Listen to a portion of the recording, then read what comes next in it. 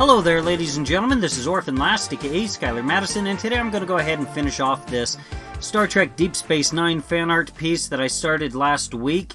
And I'm also going to kind of talk a little bit about Clip Studio Paint Pro. Last week I was talking and saying pretty much nothing but praise towards Clip Studio Paint. But some of that's kind of changed a little bit. I found a few cracks in the design of the Clip Studio Paint, but overall my impression is still kind of positive. More on that later. And I'm also going to spend the time also kind of addressing some of the questions that have been directed towards me as well.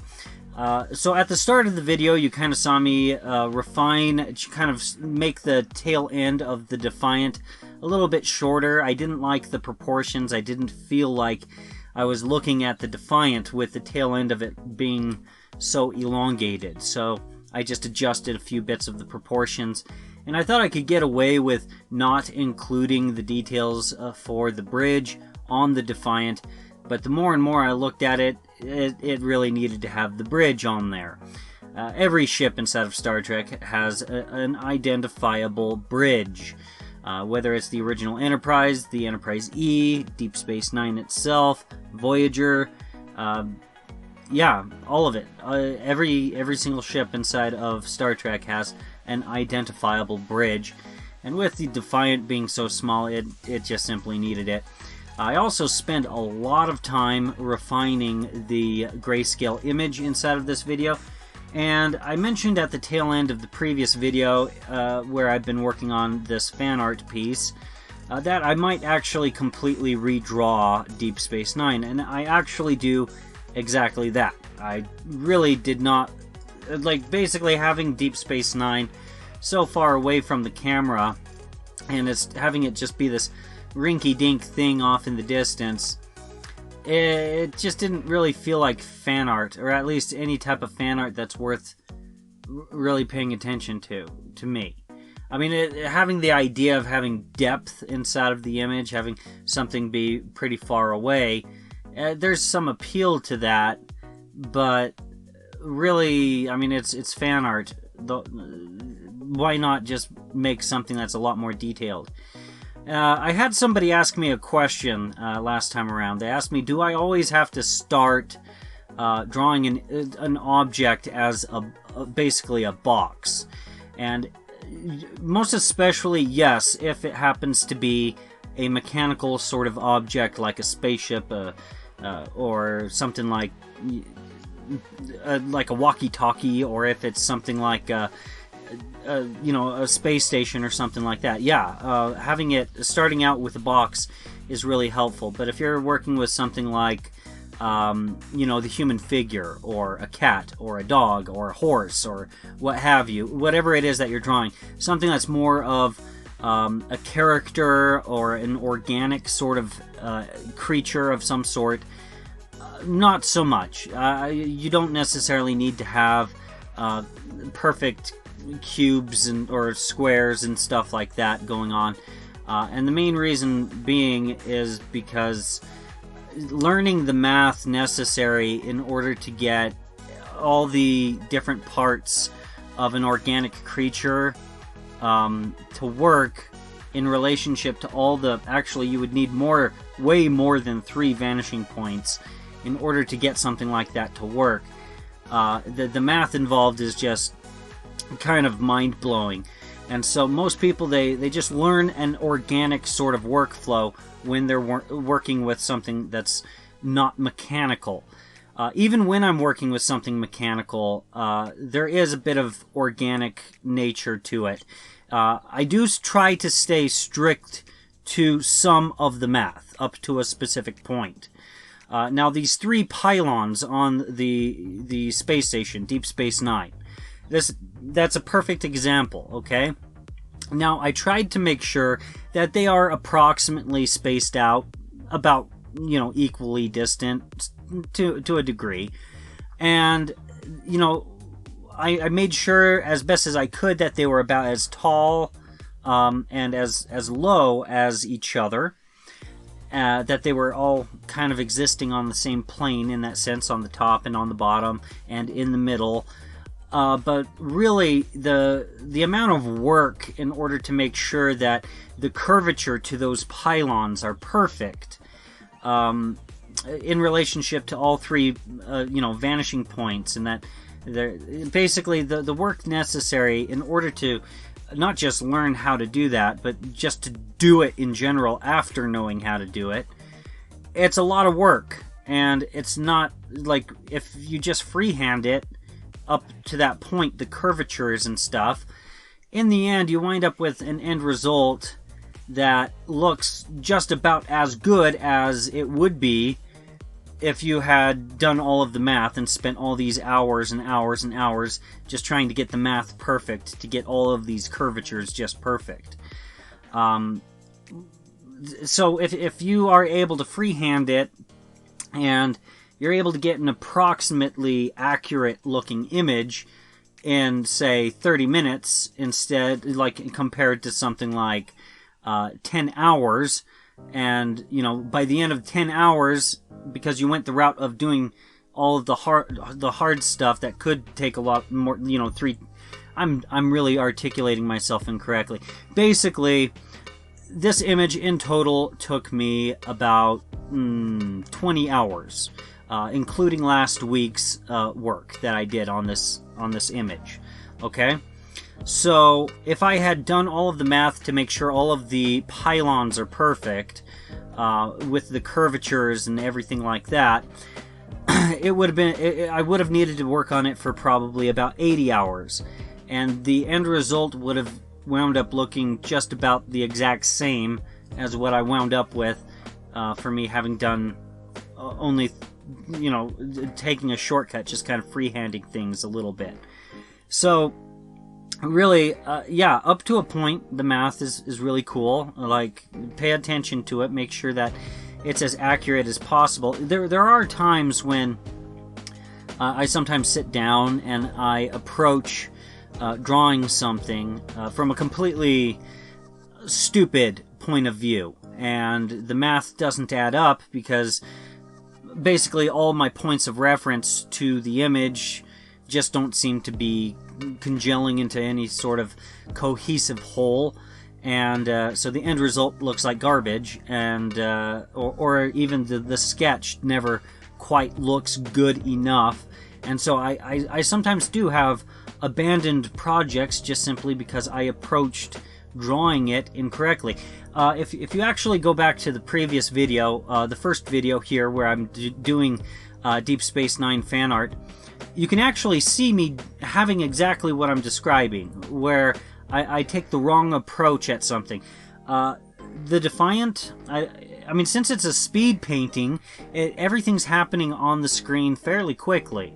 And so it's really misleading because, these two videos are just 30 minutes long, but all of my mistakes are kind of covered up by the sheer fact that everything is happening so quick on the screen for you. If you actually look at the last video, my working on the Defiant I wound up redrawing it at least twice and kind of reworking the math and refining it differently each time until working on the Defiant worked better. So even still today, there are things that I try to tackle with perspective that's just really rather difficult. And you can actually see, even still right here, right now, there are things that aren't working. The bridges from the pylons that lead in towards the outer ring, or rather the inner ring, and then towards the bridge. You look at that, and they're not lining up properly like if you're looking at the screen right now. They're not lining up properly with the inner ring. And so here you see me kind of drawing out some red lines to kind of flesh it out, kind of redirect where they should all go. And this is all sketchy work. And now you kind of see me freehanding. Like, I have so many ellipses on the screen at this point that if I freehand a few ellipses and use the existing ellipses as a reference, the free-handed ellipses are kind of forgivable. People aren't going to nitpick those as much, because the ones that take the most prevalence on the screen, those are the ones that people are going to be paying attention to the most. So yeah, you kind of see me just kind of sketching out details really quickly. I'm just noticing like little details that I normally have never really noticed about Deep Space Nine right here, right now, at this point in time. And I'm just kind of quickly sketching them out. Normally if this was pencil and paper, with the pencil I would refine it perfectly after the initial sketch. Okay? And then I would go about inking it. But since I'm working digitally, I just work this really rough sketch in. And rather, like, even when I've initially created the box and I found all of these basically axes, variously different axes, of this box, and created ellipses for each one of the axes. That right there, like, once I reached that point, I sketched out something really sloppily and then refined it. Okay? Like, and there were a number of adjustments all throughout the entire process. The point of the initial sketch is just to have something there. Like, you can see the white lines on the screen right now. They look nice and all, but they're definitely not accurate. You can see that my lines are dramatically different from those initial sketchy lines. And so the whole point of this portion of, I guess, sketching this stuff out is just to kind of remind me, okay, this is what sort of detail exists within this space, but it just needs to be refined better. Sketches tend to be kind of like that, at least where I'm concerned. I just tend to work like that quite a bit. And it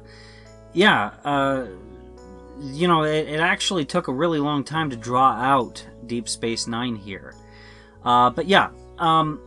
So Clip Studio Paint, okay? I kind of wanted to take a moment to talk about Clip Studio Paint a little bit inside of this video. The drawing experience is great. It's really snappy when it comes to how quickly it responds to my stylus and everything like that. Closest thing that I have ever experienced to drawing with pencil and paper, but through digital equipment. It's a great experience working with Clip Studio Paint. However, adjustment layers, they're not associated with the layers panel.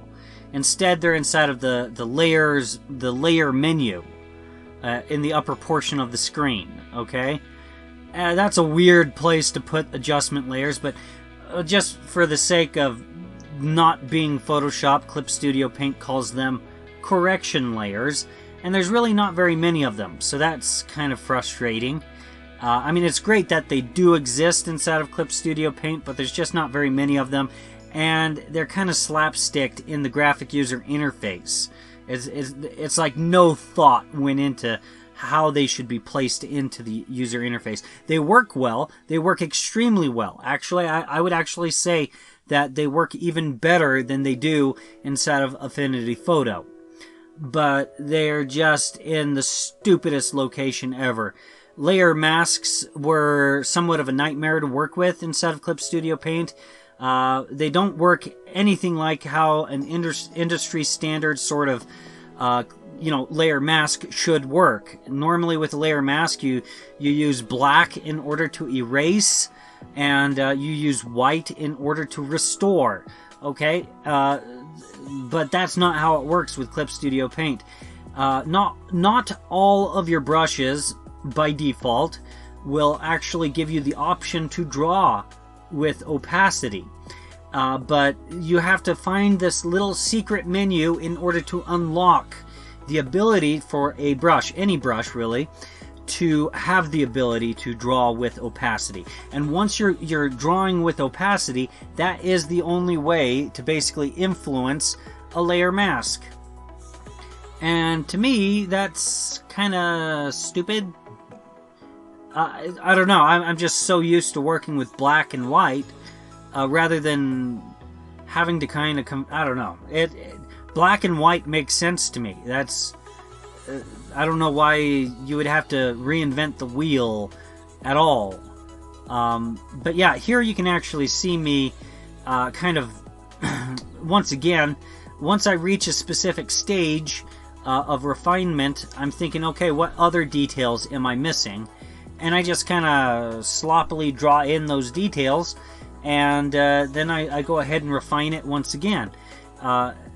This is fairly common, where I bring the image up to a finished level, and then I'm thinking, okay, what can be sketched next, and then refined. So that's some food for thought for some newbie artists out there. This is a technique, an approach that I personally take on occasion, because, I don't know, there's a lot of newbies out there. They start drawing an image, and, you know, they most of the time I notice that newbies try to go towards the finished image way too quickly. If you're done with an image within 30 minutes, no one's saying that's necessarily a bad thing. There's some professional artists that can draw extremely quickly, but, you know, that's because they have massive amounts of practice, and they usually have a style that's hyper appealing. And if you're not quite at that stage and you're still finishing your images in 30 minutes, maybe if your images aren't coming out the way you want, maybe you should try to find techniques to just consider what you're drawing as a sketch, refine it, and then once it's refined, go ahead and find something else on the image to start sketching out, and then refine those little sections, okay? So that's just kind of food for thought. Now right here, what you see me doing, you probably feel like you've been seeing me doing this for quite a while. I'm making a selection around the entire silhouette of Deep Space Nine so that I can do grayscale painting on it. And that's cool. And I really love how everything comes together with the entire painting process with Clip Studio Paint. And there's 3 different types of brushes, brush type tools inside of Clip Studio Paint, which is something completely foreign to me. I've never seen anything like that inside of an art program. They have the pen tool, which is basically a tool that is supposed to replicate the same sort of pens with, an actual pen holder and a pen nib. Okay, so pressure sensitivity and everything, awesomeness, all that good stuff. So that's perfect. And then they have the pencil tool, where, the pencil tool is supposed to replicate the behavior of a pencil perfectly, and by and large it really does. I'm really happy with both the pen tool and the pencil tool. But there's one tool that I haven't really messed with that much yet, and that is the brush tool. And the brush tool allows you to have access to a few different styles of painting. And the way that I've noticed that when you start painting with it, especially with different colors, it tends to blend the colors. It's not necessarily that it's mixing the colors, because when you think of mixing, it's not like mixing paint, okay? Because a lot of the time you think about, okay, mixing, when you try mixing paint, a lot of the time you wind up with unpredictable colors, whereas the way that Clip Studio Paint winds up kind of mixing these colors, or blending these colors together, is rather more along the lines of how I think, more along the lines of how even people who aren't really all that educated on mixing paint, that's how Clip Studio Paint is designed, in how it blends the colors together. And I kind of like that. I'm not very good at mixing paint. There's a reason why I've never really used acrylics or anything like that. There was one point in time, one little stint, where I actually got into, spray paint. but every time I went to go purchase spray paint, I always had a conversation with a police officer, and which is kind of ridiculous. Like, you know, all it takes is just you notice that something's not on the counter, and you ask one of the salespeople, sales staff inside of an art store or inside of just anywhere that they sell, you know, spray paint. Hey, do you guys have any of this color? And you know, all of a sudden you're talking to a police officer because you want to spray paint on a poster board. And it doesn't matter if you tell a police officer, I'm just making a work of art on a poster board. Oh, I tell you what, son, if I catch you painting on a wall on a building, oh, you are in deep trouble. Well, good thing that I'm going to be just working on a poster board. Well, it better be. It better be.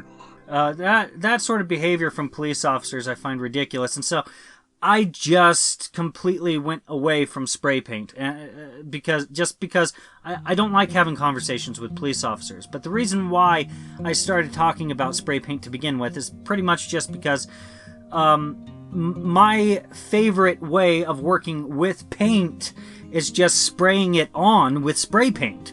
There's not any real mixing with paint. Like, there is a little bit of blending that you have to worry about. If you wind up speckling it a little bit, you can wind up with some results that might be a little bit unexpected, and maybe knowing how to mix paint, maybe that can actually help you be a little bit better at you know, the speckling, so that you wind up with a more predictable result than basically when I was doing it. But yeah, you kind of get the idea. Like, basically, the paintbrush tool is really cool, and since it works in this really unique way, I'm thinking I'm going to, you know, I'm not completely opposed to doing grayscale, but you wind up with just a whole lot of layers, and I kind of want to try out this paintbrush tool. And I keep mentioning how I want to do something different with my lines, but since, you know, I reached that specific point wanting to do something different with my lines with Affinity Photo. And I know how to do that with Affinity Photo, but now that I have Clip Studio Paint, I don't really want to use Affinity Photo for drawing. More so with, like, Affinity Photo is more so designed to be used as a photo compositing, photo correction sort of tool. Okay, and if I would more so go towards Affinity Designer if I were to go back to an Affinity product and start drawing inside of it. But, like, I'm so new with Clip Studio Paint that I want to do all this new stuff with my lines, but I don't have enough knowledge about the interface with Clip Studio Paint to do anything new with my lines. And so, with the paintbrush tool working so differently than how it does inside of Affinity Photo, it kind of gets me to kind of think, you know what, I kind of want to try out the paint, you know, the painterly style again. Just simply because, you know, Clip Studio Paint is designed more to accommodate that sort of workflow, whereas Affinity Photo isn't. It's, like I said, Affinity Photo is more so designed and geared towards those that want to do photo correction, photo compositing, things like that. So now that I'm using a tool that's more so designed for painting, I don't know, I might regret it later on, but I'm thinking about going towards that direction. Now, right here on the screen, you see me making Bajor, and I also found a reference image of Bajor's topology. And, you know, I got the topology looking pretty good. I started to actually think, okay, there's a lake here, a lake there, and I'm going to have all these rivers going off all these directions, all these mountains and stuff. I was getting really into the topology, and I thought I was making it look really good. But, you know, there came the point to put in the clouds and all that. And something about the clouds and the way that they wound up interacting with, you know, the gradient maps that I use in order to color my grayscale paintings. So something about that made it so that some of the clouds wound up actually kind of looking like continents. And so I wound up kind of covering up all of this work with shadows and stuff like that. It's a little bit of a disappointment, but in the end you look at the image as a whole and it turns out looking pretty good. But I think some of the problems where it starts to look kind of like continents is you can see me using kind of a smudge brush. There's a smudge tool that works really good inside of Clip Studio Paint, actually. And I started using that a lot on the clouds, and I guess I just needed a much more white sort of color for the actual clouds.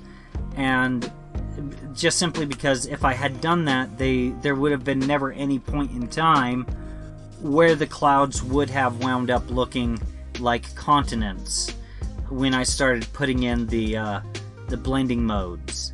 So I don't know, it is what it is. Here you see me actually have a layer on the top of the stacking order, and I have it set to color dodge, and it's a grayscale like layer. Everything's black and white, but I'm just adding a little bit of light physics to the wormhole, to Deep Space Nine, and to some of the lights. Like there's a light underneath the bridge to Deep Space Nine, and there's just all sorts of little behaviors that I kind of tinkered with. You can see me kind of starting out the grayscale painting process right here. Really, it didn't really take that long to get the image to be finished. Once I started to apply the gradient maps and stuff like that. The main thing that, I don't know, I had, if you go on to, like, this image is going to be available for free on my Patreon. A link to my Patreon is in the video description below. When you go there, you'll notice that there's two versions. One is more saturated than the other, and I noticed that when everything is saturated, like really saturated, what happens is the Defiant winds up blending in way too much with Deep Space Nine, and so it gets difficult to distinguish the difference between the two of them. And so I wound up actually controlling the values and kind of desaturating things off in the distance a lot more. There are particles of dust even in space, so I kind of thought, why not have atmospheric distortion? Maybe it exists in space. I don't know. I really don't know. Like, if anyone has been in space that's watching this video, is there such thing as atmospheric distortion in space? Like, if there's something like 50 miles away, does there come a point where it starts kind of fading to a gray? Just a question. I mean, because I think it's a legitimate question. I think it's you know, when drawing something that's in space, that might be something that somebody might want to know from an astronaut's first-hand account. Anyhow, so the final image is coming up on the screen really shortly here. And yeah, I'm just doing some last-minute refinements, especially with the values and such. And here it is. I zoomed in nice and close to Deep Space Nine. I think it looks really nice. The only thing that I'm kind of disappointed with is Bajor. You see the wormhole, it looks awesome. And then you see the Defiant. And I love this image. I'm totally happy with this image. Once again, you can get this image for free on my Patreon. Link to my Patreon is in the video description below. Anyways, guys, that pretty much concludes it for this video. If you guys enjoyed it, please feel free to like, share, and subscribe. And if you guys would like to get more notifications from me and participate with my community, feel free to join my Discord. There's a link in the video description below to my Discord. If you'd like to support this channel, there's an image of my mascot in the upper right corner of the screen. It leads to my Patreon. If you'd like to see more of my content, feel free to click on anything else that's appearing on the screen right now. Thank you very much for your time.